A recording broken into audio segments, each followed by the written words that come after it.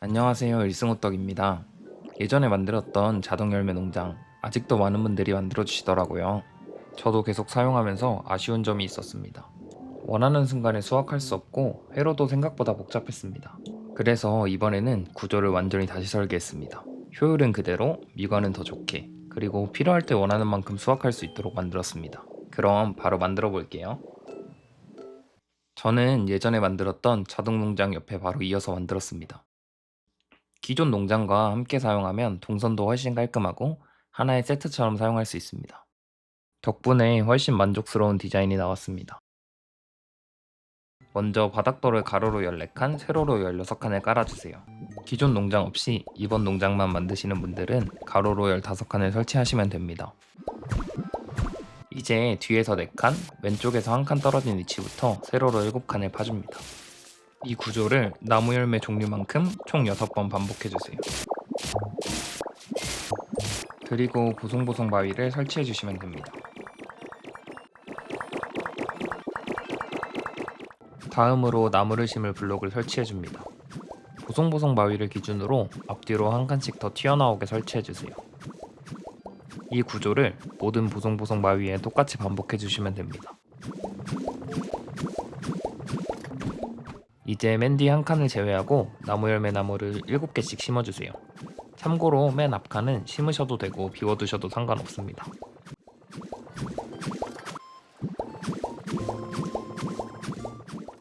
나무 사이사이 제일 앞 공간에 블록을 하나 판 뒤 철망 바닥을 설치해줍니다.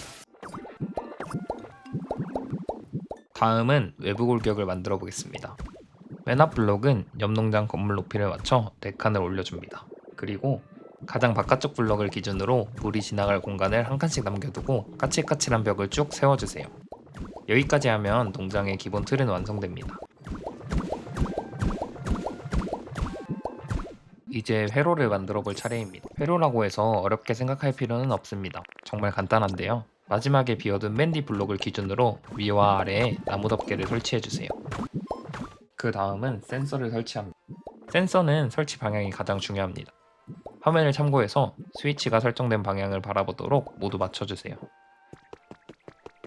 설치를 마친 뒤 스위치를 눌렀을 때 모든 덮개가 한 번에 열린다면 제대로 설치된 것입니다. 이 부분만 제대로 작동하면 이번 농장의 핵심은 거의 완성입니다. 이제 덮개 뒤쪽에 물을 하나씩 채워주세요. 그리고 스위치를 눌러 정상적으로 작동하는지 확인해 보겠습니다. 잘 작동하네요. 저와 동일하게 자동 농장 옆에 그대로 만드신 분들은 스프링클러 때문에 일부 나무가 시들지 않을 수 있습니다. 그럴 땐 옆쪽으로 가서 바닥을 한 칸 파서 스프링클러를 옆으로 옮겨주시면 해결됩니다. 여기까지 하면 자동화는 모두 완성입니다. 이제 외형을 꾸며보겠습니다. 지붕과 창문, 천창, 까칠까칠한 벽은 모두 흰색으로 칠해줬습니다. 정면은 기존 농장보다 한 칸 더 높게 만들었습니다. 같은 높이로 맞추기보다 조금씩 높낮이를 주는 편이 훨씬 더 귀엽고 자연스러워 보이더라고요. 정면은 대각선 지붕과 천창으로 마무리해줬습니다.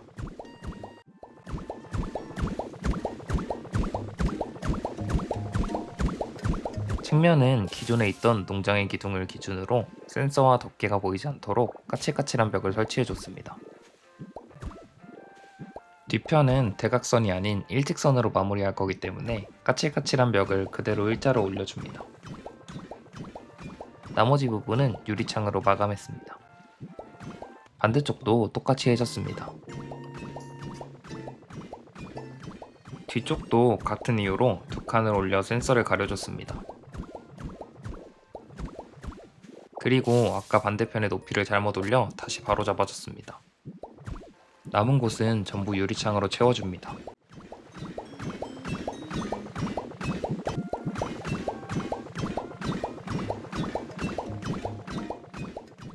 천장은 평평한 지붕으로 덮어주시면 됩니다.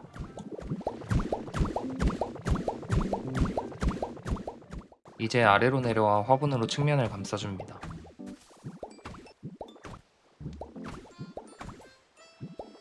꽃도 옆에 농장과 맞춰서 색을 번갈아 가며 심어줍니다.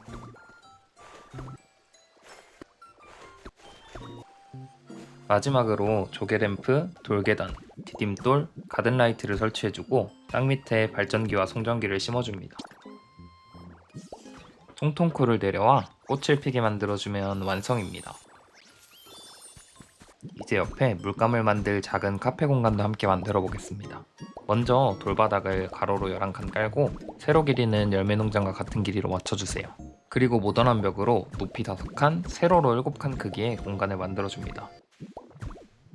영상에서는 높이가 4칸이지만 완성해보니 조금 낮은 느낌이 들어 나중에 5칸으로 수정했습니다. 바다 쪽은 떨어지지 않도록 화분으로 난간을 만들어줍니다. 왼쪽에는 카운터 테이블을 가로로 5칸, 세로로 3칸 크기로 배치해주세요. 뒤쪽은 바다가 보이도록 창문 자리를 3칸 비워줍니다. 그리고 오른쪽 벽 끝에는 키 큰 식물과 모도의 박스 2개, 그리고 포스터들을 배치했습니다. 포스터는 크기가 다양해서 여러 개를 섞어 붙이면 훨씬 자연스럽고 실제 카페 같은 느낌이 납니다.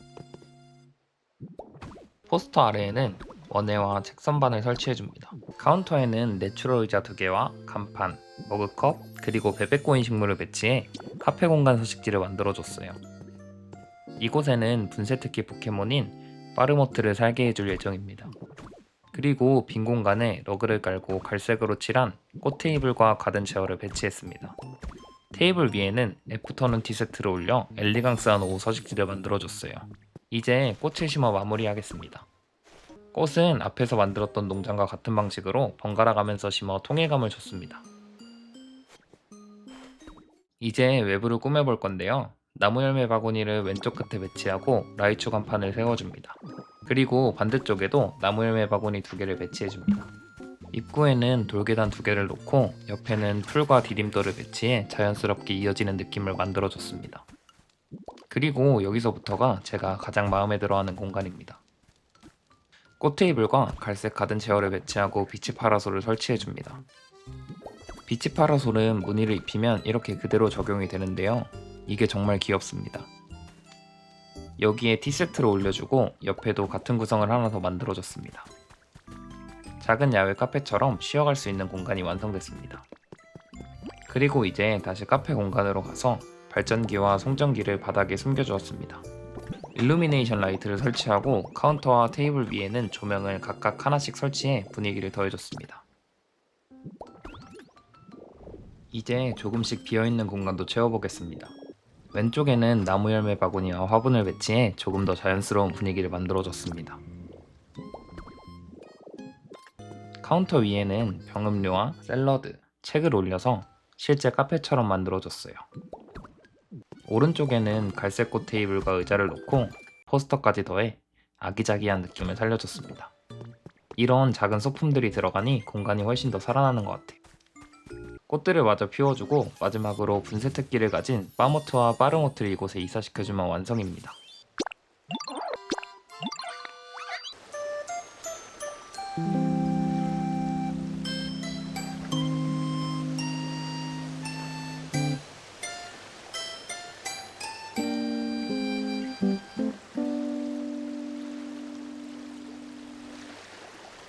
보기에도 훨씬 만족스러운 자동 열매 농장이 완성됐습니다. 개인적으로 지금까지 만든 농장 중에서 가장 마음에 드는 디자인입니다.